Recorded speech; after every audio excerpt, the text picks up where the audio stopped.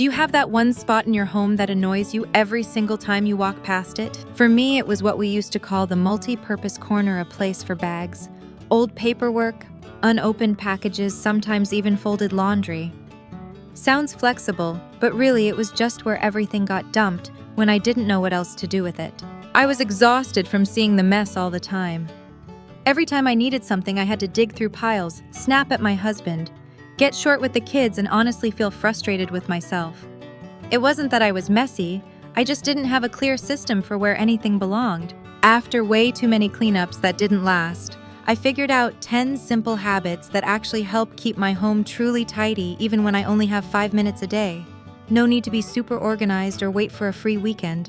In this video, I'm going to walk you through those habits, the ones that helped me stop doing deep cleans every other week and finally enjoy a home that feels lighter, calmer, and easier to manage. And the final habit is the one I'm most grateful for, the one I truly wish I had known years ago. Stay until the end to find out what it is.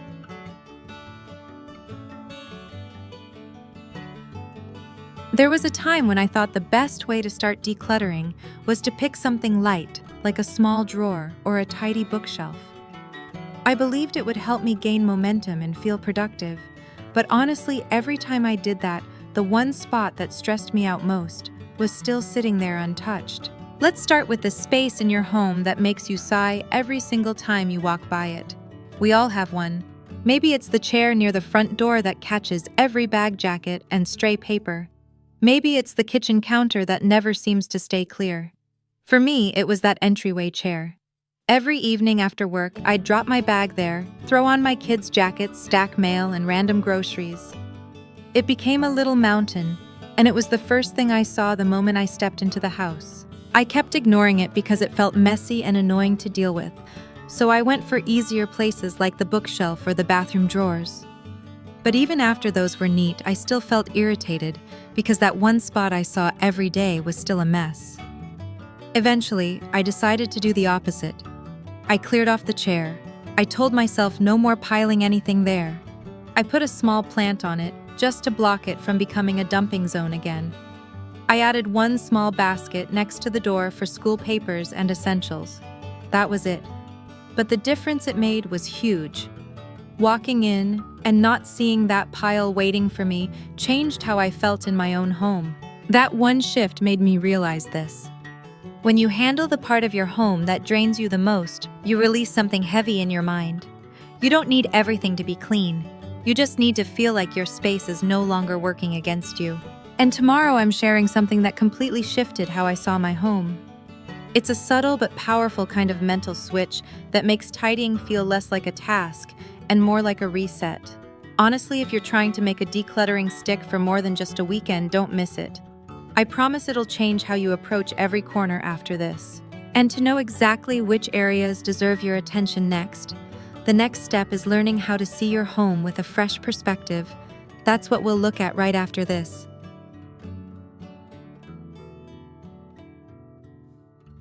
I used to walk around my house thinking, it's not that bad.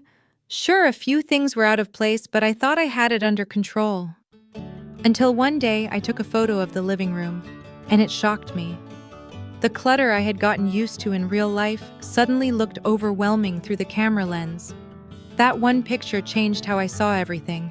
Next, we're going to talk about something really simple, but surprisingly powerful. Before you touch anything, before you start tidying, just take a photo of the space. Stand at the entrance of the room and snap a quick picture. You don't need to post it or show anyone. This is just for you. What this does is help you see your space as it really is, not how your brain has adjusted to it. When we live in the same room every day, we stop noticing how much stuff is creeping into corners or piling up quietly. A photo shows you the truth. It gives you a fresh outsider's view of your own home. I now do this every time I feel stuck or unsure where to begin. And after I clean, I take another photo. Seeing the before and after side by side reminds me of what I'm capable of. It also helps me notice the small wins even when I don't get everything perfect. So if you're feeling numb to your surroundings or unsure where to start, don't grab the mop yet. Just grab your phone and take a picture. It takes 10 seconds and it tells you more than a full hour of cleaning with frustration. Once you've seen your space clearly, the next step is learning how to clean in a way that actually makes decisions easier. We'll talk about that in the next tip.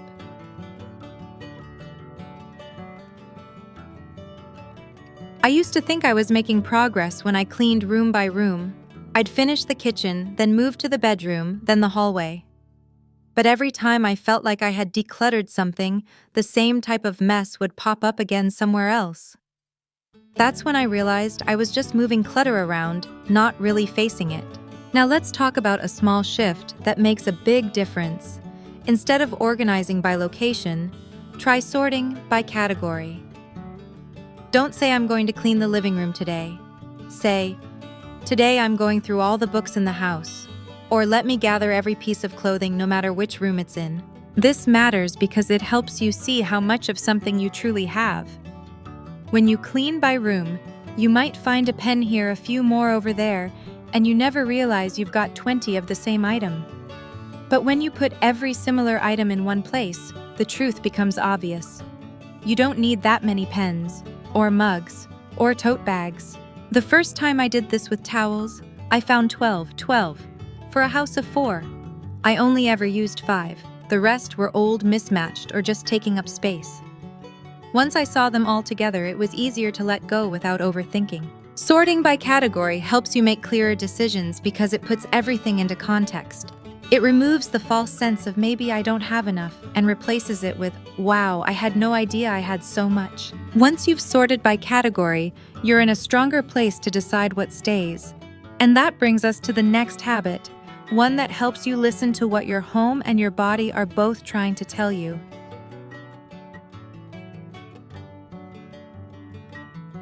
For a long time, I believed that if something still worked, I had no reason to let it go. A sweater with the tag still on it, a set of measuring cups I never used but felt guilty giving away. There was always this voice in my head saying, it's still good, you might need it later. But useful doesn't always mean necessary, and it definitely doesn't mean it deserves space in your home. Let's shift the way we decide what to keep. Instead of asking, is this still in good shape, or might I need this someday? Try something simpler. Ask yourself, do I actually like this? Do I feel good when I touch it or see it? You don't need to love every single item, but the ones you use regularly should feel like they support your life, not just take up space in it. When you hold a shirt, ask yourself, would I wear this to meet someone I care about? If the answer is no, or even, maybe that tells you more than any checklist ever could. One day I picked up a blouse that used to fit well, but now it just reminded me of a body I no longer have. I kept it because I thought I should, but every time I saw it, I felt a little smaller inside. Letting it go wasn't about the shirt.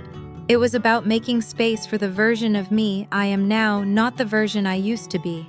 You don't have to wait for something to wear out before you let it go. If it doesn't feel like a part of your life anymore, that's reason enough. And once you've made those keep or let go decisions, the next step is figuring out what to do with the items you're not sure about.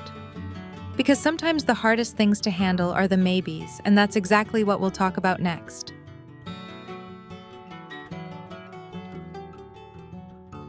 Not everything needs to be decided right away. There were things I held in my hands, unsure whether I wanted to keep them or let them go. I'd freeze, overthink, and then leave the whole pile untouched just because I couldn't figure out one item. That's when I gave myself permission to pause. In this tip, we're going to talk about creating a not sure yet box. It's a physical container, nothing fancy, just a regular box or bin where you place items you can't make a decision about today. Label it clearly, something like, check again in 3 months. Then store it out of sight but somewhere accessible. This method gives your brain breathing room. You don't have to force clarity in the middle of mental clutter. You're not throwing things away, just setting them aside with intention. And the funny thing is, when you revisit that box months later, you'll be surprised at how obvious the decisions feel. You'll realize you haven't even thought about most of those items, and that tells you everything. I once put a pair of shoes in that box. They weren't comfortable, but they were expensive, and I felt guilty letting them go. 3 months later, I looked at them and thought, Why did I keep these?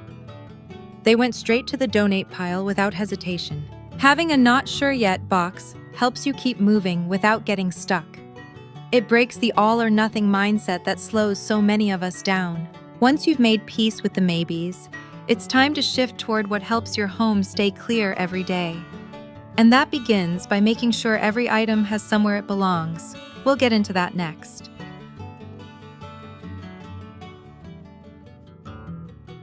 At one point, I thought my house was messy because we had too much stuff. But over time, I realized that the real problem wasn't the amount, it was that nothing had a clear place to go back to. Things just floated around the house, landing wherever was closest or most convenient at the moment. Let's talk about what actually helps a space stay tidy long term. Every item, no matter how small, needs a home. Not a temporary spot or a pile where it usually ends up, but a clear, intentional place where it belongs. When something has a home, it's easy to put back. When it doesn't, it becomes clutter. I started small. I chose 3 things that were always out of place in our home: scissors, chargers, and receipts. I created a drawer divider for chargers, added a magnetic holder for scissors inside the pantry, and placed a simple folder labeled "To process for loose receipts." Suddenly, those things weren't floating around anymore. I didn't have to think about where to toss them. I just knew. This habit isn't about organizing once and being done. It's about making tiny decisions that remove future stress. When every item knows where to go, you don't have to spend energy deciding over and over again. It saves time, reduces visual noise, and gives your mind one less thing to carry. But there's something else that makes this even more effective. Not only do items need a home, but those homes should feel breathable, not stuffed. That's exactly what we'll talk about next.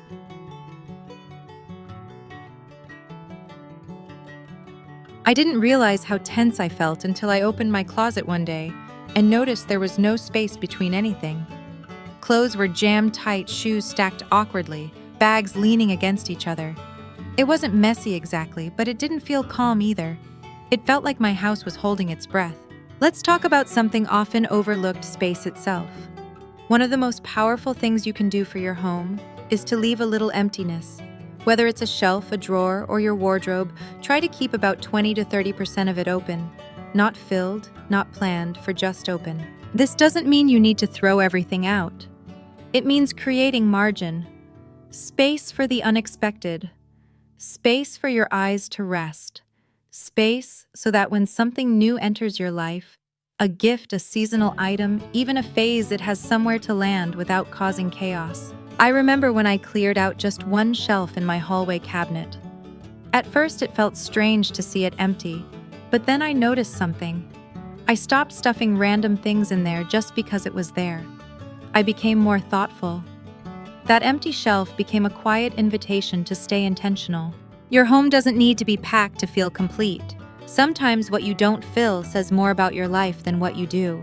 And speaking of what enters your life, the next habit is all about how to be more intentional with the new things we bring into our homes. Because preventing clutter is just as important as clearing it.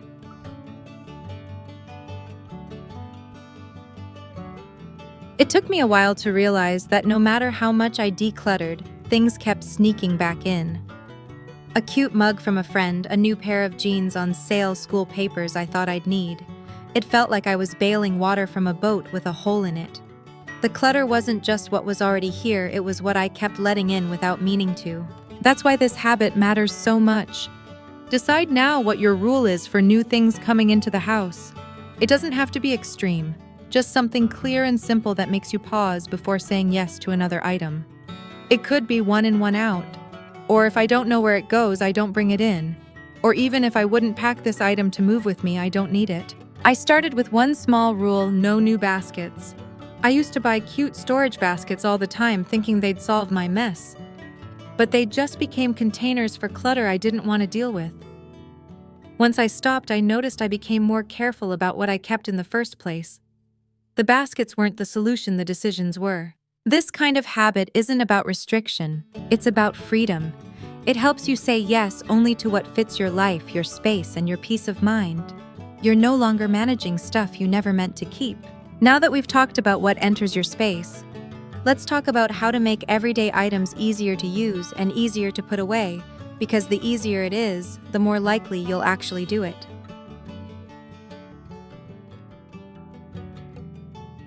There was a time when I thought I just lacked discipline. I'd leave things out, forget to put stuff back, and feel guilty about it later.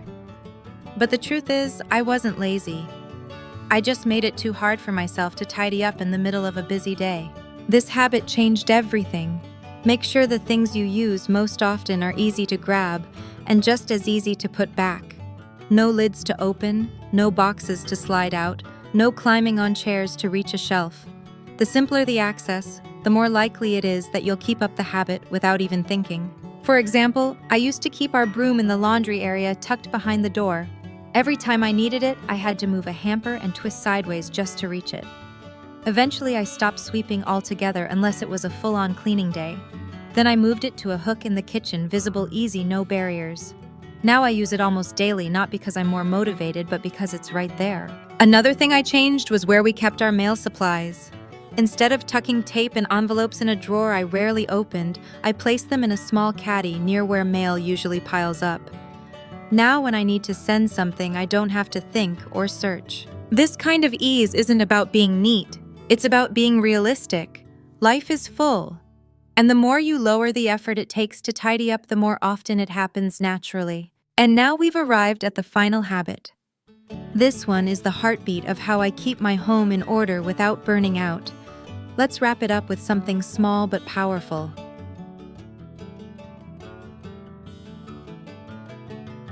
And now let's talk about the final habit, the one that has kept my home feeling clear and manageable, even on the most chaotic days. It's simple, gentle, and easy to keep up with even when you're tired. This is my 5-minute reset before bed. Not a full cleaning, not organizing the entire house. Just a quiet pause at the end of the day to bring a little order back in. I usually start with the kitchen. I wipe the counters, put the last few dishes in the sink, and toss out anything left on the table. Then I walk through the main living space and return anything that's out of place. Toys to their basket, shoes back by the door, a sweater draped on the couch folded and ready for tomorrow. I don't aim for perfect. I just want to wake up the next morning without feeling behind before the day even starts. Some nights I only manage 2 minutes. Some nights I skip it completely. But most of the time, this small habit becomes a soft way of telling myself, "You've done enough for today." It closes the loop. It reminds me that order doesn't come from a big, deep clean. It comes from tiny, gentle actions repeated often. And over time, that 5-minute moment adds up to something much bigger. A home that holds you, not overwhelms you.